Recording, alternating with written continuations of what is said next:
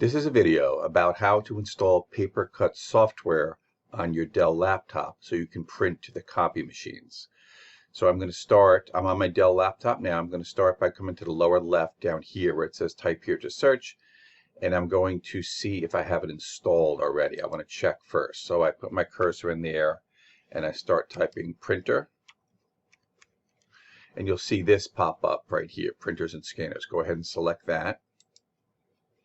Okay, and this is where I'm looking right here to see if it's installed.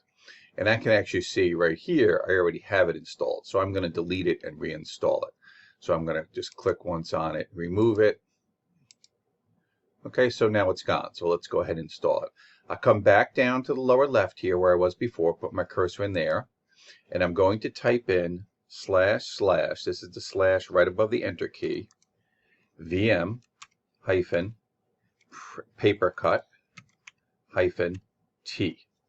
Okay, so / VM hyphen Papercut T.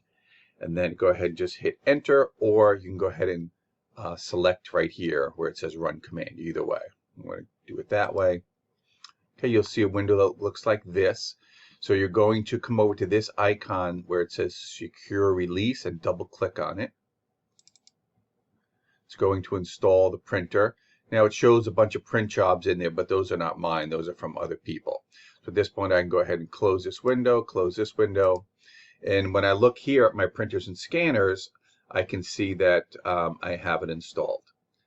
Okay, if I want to make that my default printer so that it goes there most of the time, where that pops up at the top of my list, I need to first make sure that this is deselected where it says let Windows manage. So deselect that if it's selected.